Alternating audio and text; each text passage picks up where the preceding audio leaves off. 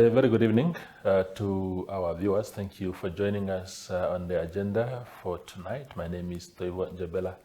We continue to mourn and discuss the legacy of our late Founding President Sam Nujoma, and to help us unpack further his legacy tonight on the platform is Hewat Beukes, who is a political secretary, or the political secretary of the Workers' Revolutionary Party, WRP, and he's here to help us also what their perspective is as far as Sam Nujoma's legacy is concerned. Thank you, Uncle Hewat, for making time. First and foremost, what is your reaction to the passing of Founding President Nujoma? Thank you for having me. I've not agreed to this interview to sing praises or to vilify Sam Nujoma, but to put history, true history, at the forefront. Yeah. I see that a lot of praise singing and hero worshipping is surfacing, and the historical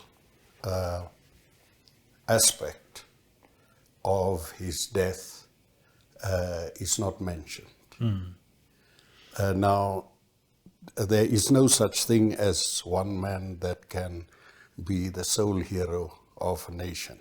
Yeah. Either the nation fights as a whole for freedom and for fundamental rights, or large sections of that nation fight successfully for such freedom and fundamental rights, and it's within that context that any man's legacy should be considered.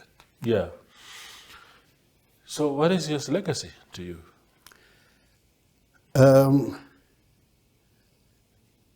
He was part of the liberation struggle, starting in the 50s. And he was sanctioned by the true father of the nation, Hosea Kutako, who sanctioned a lot of persons, a number of persons, to go outside and plead the case for Namibia after the Namibian nation was disarmed completely by the South Africans. They had to deal with the political side of the story. They could only fight the struggle on the political level because they could not fight it militarily anymore because of disarmament. It's within that context that Sam Nujoma went out of this country. Now today, his legacy is celebrated outside the context of what this fight for freedom was meant for. What was it meant for? It was meant for the freedom and the fundamental rights of the people of Namibia. And it's celebrated outside that context. Now, he, as the leader of Swapo, has certain accountabilities that he must meet. He must account for the thousands of people who were killed in Lubango, and further thousands that were disappeared, the hundreds, if not thousands, of people who were thrown down the cliffs of Tundavala, and the reasons for that. Was that a betrayal of the nation, or was it in with regard to the struggle for freedom? Now, it could not have been in favor of the struggle for freedom. Let me ask you that. It's good that you brought that up, Uncle Hewat. So the people, especially in the dungeons, the context really is that those people were accused of being spies. Whether particular individuals were indeed spies or not is a different conversation, but spies did exist at the time. And espionage, well, to this day, is a very serious crime in any country. If you are accused of being a spy today in the USA or the UK, Russia, China, wherever, some countries will even hang you where death penalty exists. So it's a very serious thing. So if someone was perceived to be a spy, Swapo had every reason to interrogate those people. Let us first get things straight. If you deal with spies, then the criteria that you use go for everyone. Everyone.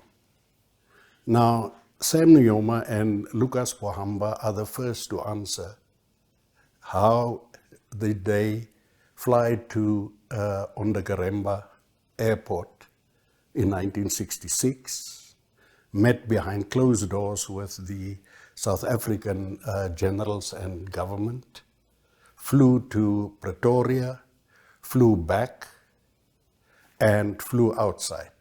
What exonerates them from the criteria of a spy? And then the other thing is he was accused of having divulged the information that led to the ambush at the north when the struggle started. What was the place? Ongulumbashe. He was accused of that. Those were not answered. Those questions remain unanswered. And that is anyone, if he comes voluntarily to the enemy, meet behind closed doors, what exonerates him? No, but enemies do meet this week, probably, I don't know what time it will be. In fact, today, the Ukrainian and Russian representatives are set to meet in Germany, brought together by the USA. It's not entirely odd that enemies would meet around the table to discuss and say, but how do we end these skirmishes? No. That was before the Ongulumbashe. That was before Ongulumbashe. Soon after Ongulumbashe, Yatoivo and his comrades were arrested. And the point is, how does commander-in-chief of an army that is in the formation to fight the colonial army, how does he, with his lieutenants, meet behind closed doors? For what reason? Up till today, there's no explanation as to for what reason they met. There was no war yet. Well, yeah, that's why it was easier. Because if that had happened after August 26, 1966, they know they would have been arrested and thrown onto Robben Island or elsewhere, or even killed. So prior to 1966, it wasn't entirely impossible for people to meet because there's no war at that time. No, you don't meet with the person that you want to go to war with. And the other thing is, Sam was not the representative of the Namibian nation. There were people inside Namibia who didn't know what these talks were all about. Up till today, it's not disclosed. What is your theory, Uncle Hewat? What is your theory around that meeting? Okay, let us go back. Let us come forward, fast forward. Kasinga happened. Yeah. Before Kasinga, there was 1976, when the Swapo Youth League demanded, and the Plan Fighters demanded the end of corruption in the Swapo leadership. For their pains, they were arrested and mass incarcerated. Is it the Shipanga, that group? The Shipanga group? They slandered the group by linking it to Shipanga and called Shipanga rebellion. but it was in fact the Plan Fighters and the Swapo youth. And I was a member, both myself and my wife were members of the Youth League at that time.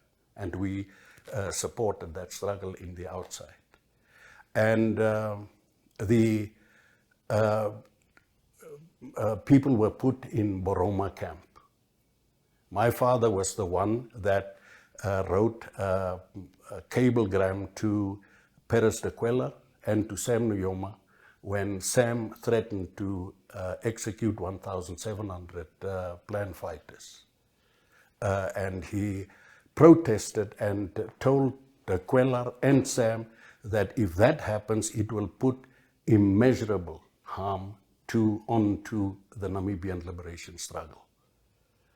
And that was not the end of it. They did not do that, but they took Boroma camp people that they put in there and basically liquidated them politically. They took them and put them in Kasinga 4 days before the camp was attacked. And many perished there, the Boroma camp people. The further things that the Swapo leadership need to explain is that after Kasinga, August 1978, the commander who commanded the Swapo forces at Caprivi and attacked the army camp there. He launched a most successful attack as a revenge attack, but he kept the Swapo leadership out of it. They didn't know about it. And after that successful attack on the camp in Caprivi, he disappeared. Up till now, they are not giving reasons for it. And all those fighters who were very successful just disappeared, because this was this left many questions. Now we come to the thing that every Namibian knows. On the 1st of April, more than 300 youths, young fighters, were sent to certain death in the north, misinformed that they would get United Nations army forces here, and that South Africa had withdrawn. And South Africa killed them. The South Africans were said to have traveled in white military vehicles to give the impression that it was the United Nations. Some of these youths were killed while they were eating, meaning that they did not expect to be killed. Now that is not all. Yeah. Just up till today, there is no commemoration of that of that mass killing. The parents of those kids have not been informed. Who is the spy? Who is the spy? Yeah. Okay. No. I get some of those things, especially the April 1989. I think it was 1989 or 1988. That is 1989, 1st of April. Yeah. We went around and put out pamphlets in Windhoek. Some of our comrades in the north did the same to protest the killing of these Plan Fighters that were sent in on a death mission on misinformation that South Africa had withdrawn. No, there was no misinformation. I mean, there was consensus. There was consensus that indeed there would be a free passage of Swapo people into Namibia, and many, indeed, used that very message to successfully reach Namibia. That particular group got killed by South Africa. South Africa actually going back to the agreement that was put there, ignoring the instructions of the UN and what was the consensus. That cannot be blamed on the victims, who are Swapo in this case. Toivo, please. The history is in your archives here. They were not allowed to put in, at that moment, Chongarero, Daniel Chongarero, and the local Swapo executive were fighting a pitched fight with Marty Artisari and South Africa for not withdrawing from the North. It was public knowledge here. Those poor fellows in the bush did not have access to this information. Amutenya and Sam Nujoma informed them to come here. Why? Because the parents, the committee of parents had fought a very, very successful fight internationally to draw attention to the mass killing of Namibians. And what happened is that they sent in these planned youth to be killed so that the world could, it was a miscalculation because they thought the world would be outraged about this killing. Marty Artisari was the one to give South Africa permission to kill these people. That was the pamphlet, those were the pamphlets that we handed out because Marty Artisari they had to at least negotiate because these youths were not coming in to fight.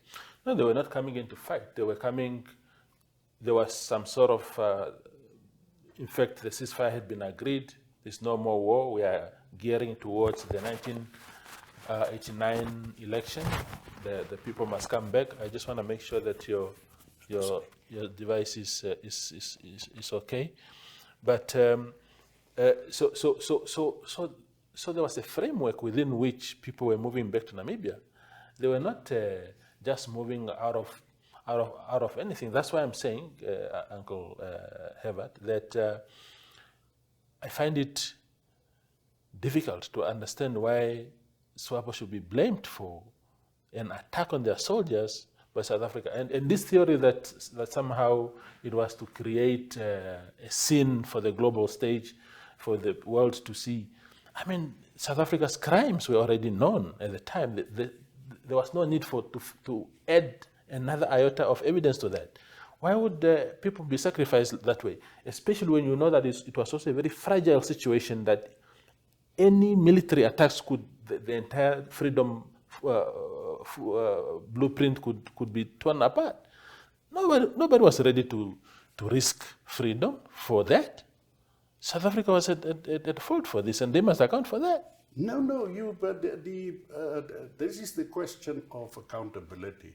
And the problem in a country like this is the man on top does not take responsibility or does not account for what's happening under his guard. That is why the late Keinkop could blame the teachers for not building the classrooms in which people could get classes, while it was the government that had to say what it was the man on the watch, even animals. When you have a watch, and baboons do it, when the person who is on the crest overlooking the situation to report on dangers that might come to the flock, and he does not do his job, they kill him. Yeah. Now here, they kill the man who is at the lowest rank. That is what's happening. But what I'm saying is that is the historical fact that these people were sent in here on misinformation, while the newspapers were ablaze internationally and nationally about Chongarero and his comrades here fighting against the fact that South Africa was not withdrawing from the North. Now, now the point is, why would you send in a group of youth when there is already an agreement that the country will go into election? Why do you send in these people and get them killed? And who takes responsibility? Up till now, neither Sam nor Hidipo Amutenya nor all his lieutenants have, not Pohamba, not Keinkop, has explained how come these youths were sent into Namibia. But now let that aside. Why do we get all sorts of commemorations, all sorts of holidays, but 1st of April, when such a massive tragedy hit this nation, it is not celebrated, nor are the names of those victims given to the people, to their relatives, and so on, and to the nation. No, but 1st April. They died for this country anonymously. No, but 1st of April is commemorated in Namibia. It's not just a holiday, but you would see always on the 1st of April that there's either some sort of pronouncement, some statements issued that we remember what happened on that day and whatnot. Again, on that point, Mr. Beukes, for me,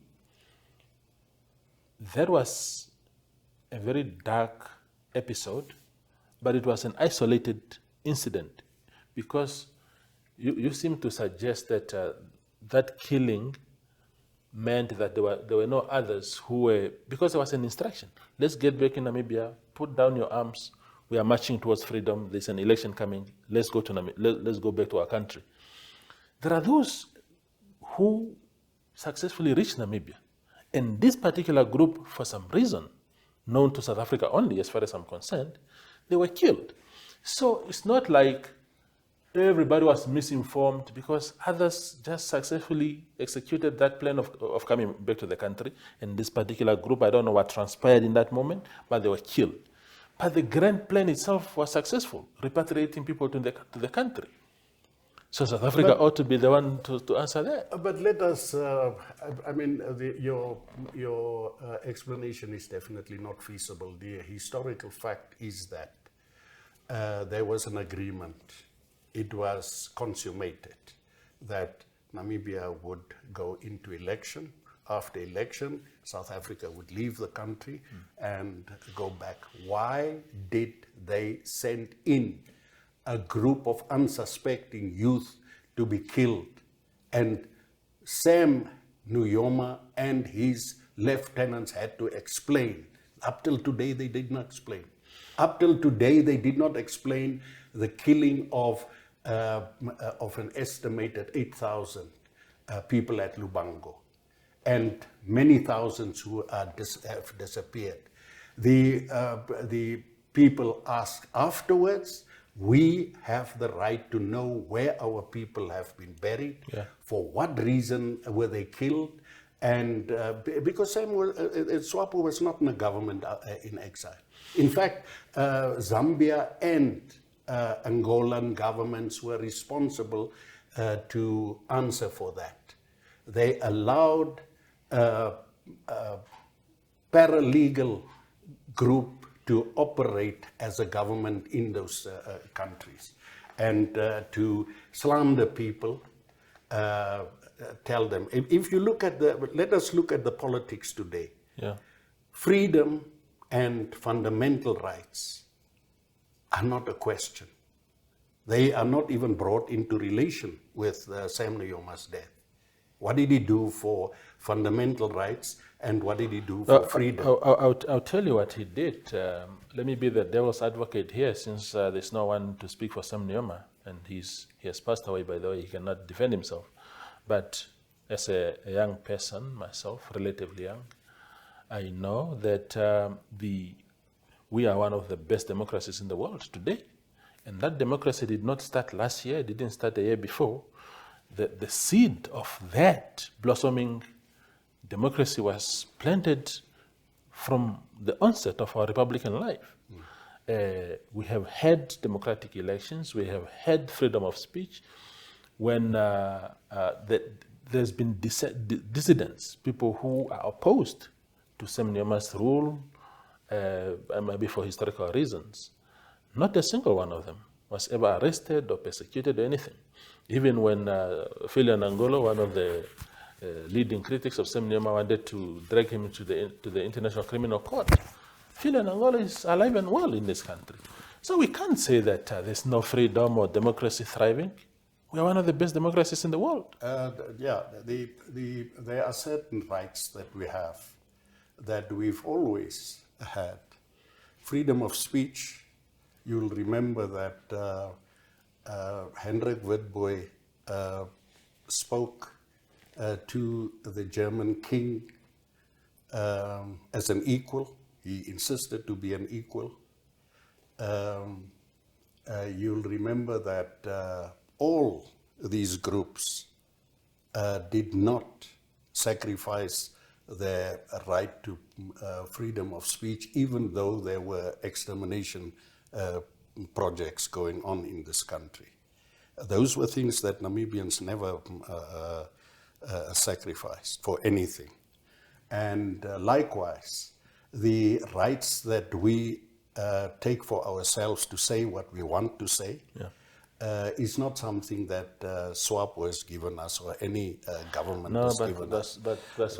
These are things that we do ourselves. And Swapo knows full well that for it to try and bring the Lubango type of dictatorship, that murderous dictatorship onto Namibians is looking for trouble. And they have been advised by South Africa. South Africa has not been able to suppress the Namibians' right to speak their mind and to criticize it. The German Reich has not succeeded in that, even though it had 3 extermination campaigns. And the point is that irrespective of the extremely repressive regime in this country, 1971-72 will stand out as the historical moment when an African working class staged general strike that brought the entire country to a standstill. But that was not the end of it. It inspired the struggles of South African workers to come out in their millions since 1973. Yes. That is the legacy of this country. So I can assure you, whatever Sam, if Swapo tries to bring in that kind of mass killings and suppression, it will find its Waterloo in the historical character of the Namibian people. No, but Swapo did not. Swapo preached freedom. Prior to independence, they were saying we are fighting for freedom, and that freedom was achieved. And they preached freedom and democracy, and that is exactly, you could blame Swapo for anything that you want, but you could never blame Swapo on the issue of freedom at the fundamental freedoms. I'm not talking about these small things that can happen here and there. Might be a minister calling me as a journalist and say things to me because we wrote them in the newspaper. That can happen, but the broader framework of freedom in our country, we enjoy that. So, but let's address that question when we return from the break with just before you leave, I think Swapo should hire you as a proper... no, they shouldn't hire me. Defender. No, in Swapo people think that I'm actually a big critic of the party, but because I take my responsibility as a journalist very, very serious. I respect that. I respect that. On the front page today on Namibian Sun, it says, limping Swapo goes radical. So this limping element caused me a lot of enemies when the headline went out, but I'm just referring to the fact that they got 53%, and that is limping. But we'll be back in a moment with Hewat Beukes. I love you more than I love myself. I want you more than anyone else.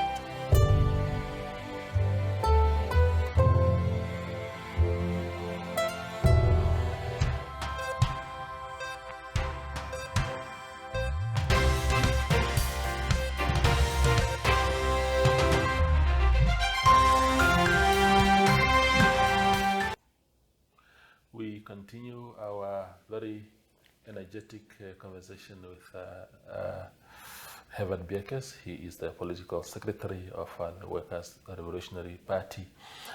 The issue of accountability, Mr. Beukes, what I found very interesting is that this accountability seems to be only asked of one side. It was a war. In wars, bad things happen. I'm not saying that, I'm not justifying anything at all, but I'm saying it's in the nature of any war that there will be casualties and things like that. But what I find a bit unfair is that no one ever asks the atrocities and killings committed by the other side. It's only Swapo that is being asked to explain their side of things. Why? No, the very point is there was a struggle against the German Reich for murdering, for its extermination campaigns. Yeah. People didn't kill their own people. The 1974 youth, in fact, what happened since 1971-72 is that the youth who had mobilized inside the country, and this is the myth that the struggle was conducted outside by Swapo. The struggle was here, and the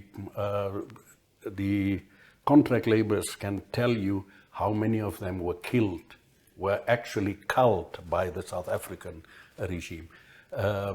In the 70s, they shot them from the church towers, the Lutheran church towers in the compounds. And they were killing people on the farms, etc. These were happening inside the country because there was a very serious struggle going on here. And we can go through the struggle on the formation of the National Convention in 1970 and so on. The Namibian people as a whole fought for independence. I think there's no question. But the question you asked about the accountability, let me just again. The problem with tribal leadership is that they have no accountability. This is proven with the fish rod. The cabinet made the decision to take the issuing of quotas out of the public eye, so that it's no longer public. The fishing minister had to issue quotas, but before he could actually execute that quota, he had to get permission from the cabinet. Yes. The president at that time was Pohamba. He was accountable for that. If you go into the interests, fishing interests of the parliamentarians and the cabinet, you'll see that they are fully shareholders of the fishing companies. They are shareholders of the fishing companies, and they get the lion's share of these quotas that were handed to, that were given to Iceland on a corrupt basis. Yeah. Who is sitting in jail? It is the errant men. It is the fall guys. It's the person who is least accountable for the quotas, and that is also the minister, former Minister of Fisheries, who is now sitting in jail together with people who were the errant persons errand boys. who had to go, errand boys who had to go around the world to sell this. But the benefits of that came to the cabinet holders primarily. Yeah. Now, and the judges, Angula, Hosea Angula, is a beneficiary of these fishing companies, etc., etc. They are the judges. No. I disagree fundamentally with what you're saying. First, I don't know how that is related to answering the question of why there's no accountability on the side of those who fought against Swapo. But since you brought up fish rod, if you look at evidence, not speculation, not anything, evidence, the trail of money, where did the money come from, in whose account it went, the people that are sitting in jail is, according to the transactions that we've seen, are the beneficiaries of this money. What I know for a fact is that Minister Esau came to cabinet or parliament primarily, to say that he wanted the power to be vested in the Minister of Fisheries, whoever it is, to determine the allocation of fishing quotas, because he had lost the court case actually prior to that, because he had taken away the fishing quotas from private companies. The private companies dragged him to court. The court ruled that he had no power to take fishing quotas from these companies in the manner that he did. What does he do in order not to comply with the ruling of the court? He went behind the scenes, create a law now to legalize the very actions that he was found guilty of, so that he can distribute those fishing quotas. He takes it away from private companies, put them in fish corps under the pretext of putting them in state hands, and then from fish corps, some herring. Who else should have been arrested for that? But Toivo, your argument is basically flawed. ESO could not make a law. It's only Parliament. No, it's collective. It's a constituted fact that the cabinet decided to take the issuing of quotas from public disclosure, and that the Minister of Fisheries shall issue the quotas, but get the approval of cabinet. That is what happened. The principle is And not the bad. point is, the clerk is reported. That is what the newspaper, your newspaper, reported it. The clerk is sitting with 20 billion of fish rod money in South Africa.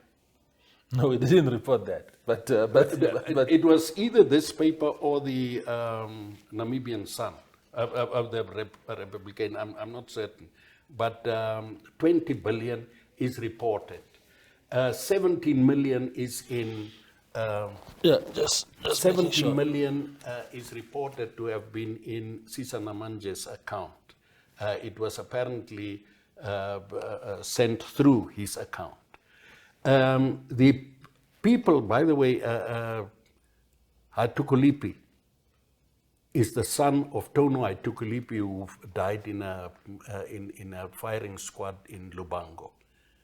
And the reason why he was made an errand boy is to try and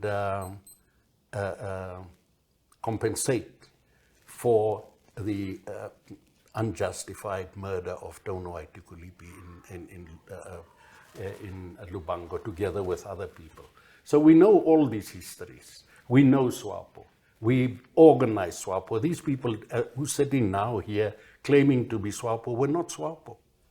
They were not active Swapo. We were the active Swapo members, and we organized Swapo. We know the enemies of the real Swapo that we were. Now, and these people came to enrich themselves, and that is what's happening today. Fish rot is an outstanding example of unaccountability. The judges are the beneficiaries of the fishing scandal. The victims that they are now putting before court are the errand boys. They are not the guilty ones. They have been induced into a crime. No. That is a fact. No, the fish rod people, and I don't want to find them guilty now, but the court will decide. But this court, I'm telling you, this court, and I'm stating it in public, this court is not in a position to judge and adjudicate on anyone. As far as the fish rod is concerned, they are adjudicating, they are making the scapegoats of the wrong people, and that tells you there are no human rights in this country, there is no freedom. No, there is human rights, there is freedom. Could we do better? Yes, I agree we could do better, but we don't become one of the leading democracies just by default. It's because there are people who really worked very hard to make sure that... I am one of the critics, Mr. Beukes, of the way certain things are done. I, for argument's sake, believe that the courts ought to do better. So I do not disagree with you entirely. But I know that our courts ought to do better, because I feel that there's some entanglements, perhaps some of them, because this thing of judges being appointed by a president of a political party or a president of the country who is representing a political party, for example, I don't think is correct, especially and the appointment of judges in a manner that in South Africa, for example, there are public hearings, like interviews, and the public can see that, no, this guy indeed passed and therefore is being elevated to the Supreme Court or whatever. In our country, that's why we had an issue of Jonathan Beukes, I don't know if you are related, at New Era, who was a managing editor of New Era, and they ran a series of articles which probed the transparency of the appointment of judges, and for some reasons, the man ended up being suspended. He's no longer there today. So I think those are legitimate questions. Even this thing of Job and Panda with Judge Waitele, I believe it's a genuine concern that a judge who owns commercial farms south of the red line, presiding over a case without disclosing his interest, I think is controversial. But I do not for a minute think that we are undemocratic as a country, that there are no fundamental freedoms. I think those we have, but we ought to do better. But I still come back to the question. Why should Swapo account for what they did, for what they are alleged to have done, but the other side is not being asked the same questions? The problem is you enumerate the unaccountability better than I would have done. That is, the point is, it's also not only, Jonathan is a nephew of mine, Okay. but we do not criticize because we are a family. Yeah. In fact, there are lots of Beukeses I don't like and I disagree with, but the point is I agree with what he did try to do at New Era, because New Era is the people's paper. Yes. The people pay for it. Yes. And if you have a problem with his editorship, then you are free to raise it, but it must be legitimate. It should not be taking revenge or victimization, etc. The point is also, I can't hang you up at the nearest post simply because you disagree with me on this interview. But the question of accountability, when you create a judiciary that is infested with personal interest, and these people have to adjudicate on issues of justice in society, then it obviously is impossible to get justice in the country. And the situation with the judiciary is a case in point where there is no accountability at the moment. There are a number of issues. If you read the so-called book that Damasep wrote, it is a book written for tribalists and racists. Now, tribalists and racists think the same way. They personal impressions and prejudices. That is how they adjudicate on a situation. They do not adjudicate on fact, but as I've said, on their personal prejudices. And the problem, this very serious problem, is that these people are not adequately educated. Anyway, that is which shows that there is no accountability in this country. As far as coming back to the Swapo leadership in totality, the whole issue of Sam Nujoma's death is made a personal hero worship. While if you take his legacy, you must take it within the context of the full struggle of the nation. And Sam did not fight alone for this country. Oh, sure. He didn't fight alone. What he did, but he led from the front. You see, Mr. Beukes, and I hear that thing a lot, that it's not only him who fought. Nobody ever claimed that. Sam Nujoma has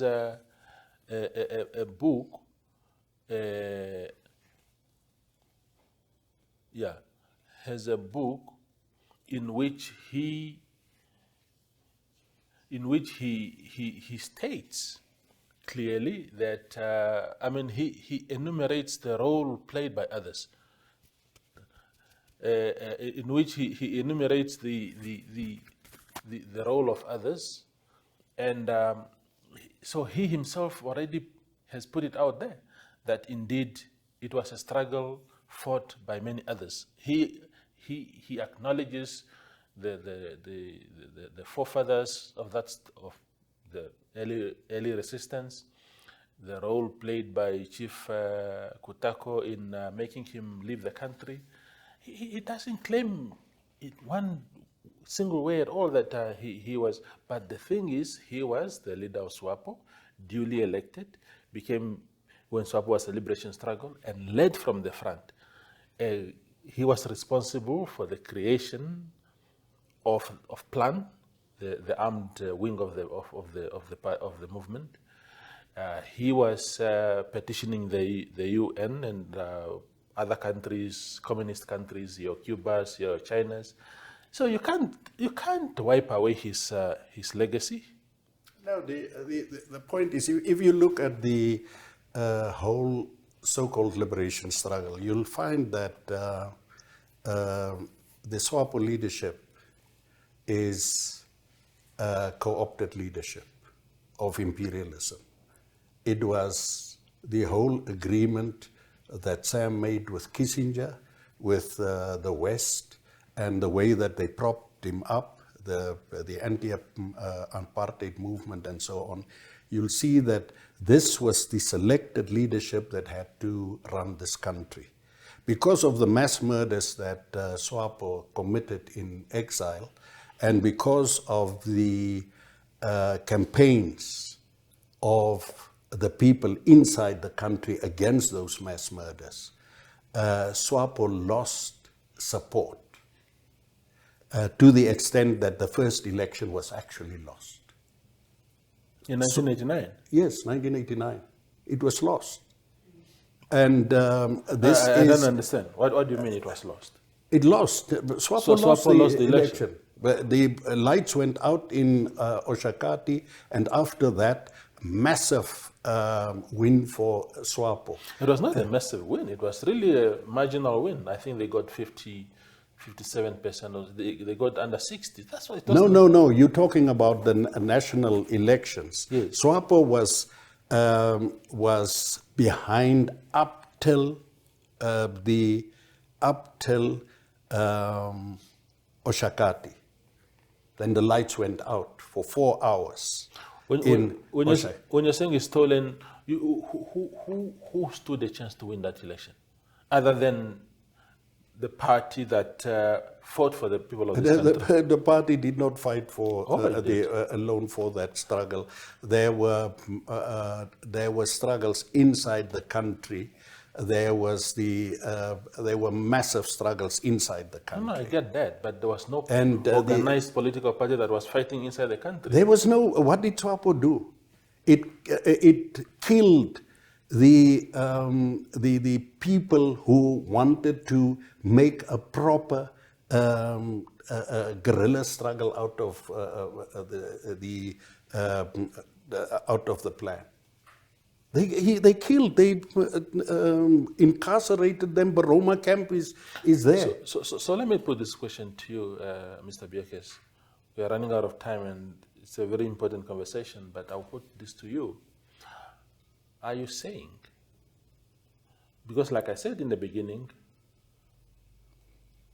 there might have been individuals who were wrongly accused, but you can't tell me with a straight face that spies did not exist. They did exist, and Swapo had an obligation to rid itself of those. No. The point is, if you get spies in every situation, that is not a reason why you should go haphazardly and get the most primitive elements to kill people who want to fight. Benny Petrus is a typical example. Benny Petrus was here, tortured in the most horrendous manner by the South Africans inside here. They hung him up. They used the helicopter method on him. They used everything. One of the bravest people in this country was Benny Petrus. You know his story. No, they hung him up with his thumbs up. They didn't give him food. He was without food, and they used to torture him every time. And he said to them, okay, I will make the statement now. but I'm too. Then they took him down and they set him to write the statement. He said, but I can't write because I'm too shivering, I'm too hungry. And they brought nice food from the restaurant. After he's eaten, he said, fuck you. Sorry, that's what he said, fuck you. And they didn't get anything out of him. Yeah. Everybody knew the man. We saw this young, immensely brave man. He went out, they killed him. Agap Hendricks, the leader of the Nanso movement, went out as late as 88.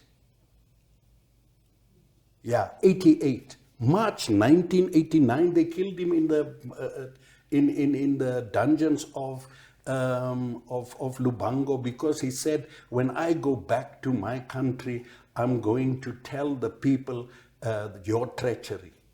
Mm. They took him out 12 o'clock at night, and they up till now they did not report on him. And it is not the only situation where there was a terror campaign by the counter-revolution. That is a counter-revolution. Every time, every counter-revolution is characterized by the mass killing of its best elements. You go as far back as the French Revolution, where they killed Marat and these revolutionaries. Yeah. After the revolution took place, you come to ANC, you come to Swapo, you'll see that the worst elements is killing the revolutionaries. This is what happened in this country. And I can take you through countless of my comrades who had killed. I woke up I came out of jail and I heard that most of my comrades were killed. I had no friends, I had nothing, I was standalone. And what was it? Chodongoro. Yeah. That poet Chodongoro, who refused to sign or refused to admit that he was a South African spy. He said, you can go to hell, after they have tortured him so much. Yeah. And then they hit him like a dead dog. Like a dog, they killed him there. That is the one. Then you get Olaj, he was a student of mine at Martin Luther. They killed him, he's from Walvis Bay.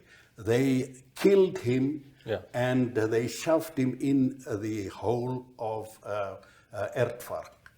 Okay. That is and they don't want to show these places. Yeah.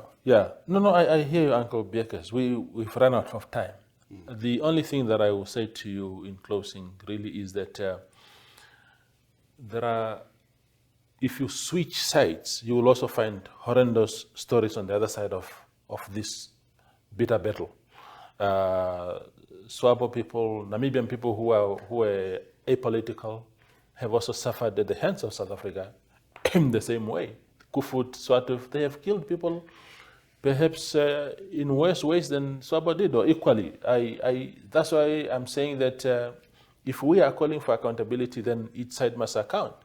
What I don't agree with is this continued demand that Swapo must do this, but I don't see people must come to the same table if it's necessary and say, you state your case, you account from both sides. That is really my take. But we've run out of time. The last, point, 30 seconds, please. I will tell you. Let us look at the situation. Just before we came here, my wife said to me, freedom and fundamental rights have become a non-issue. The glorification of a single individual is now on the cards. And I said, every time when I need to think, you make me think, my dear. Yeah. If you look at how many people are unemployed, more than 50% of the youth are unemployed. Yes. 1,000 people go for 20 jobs.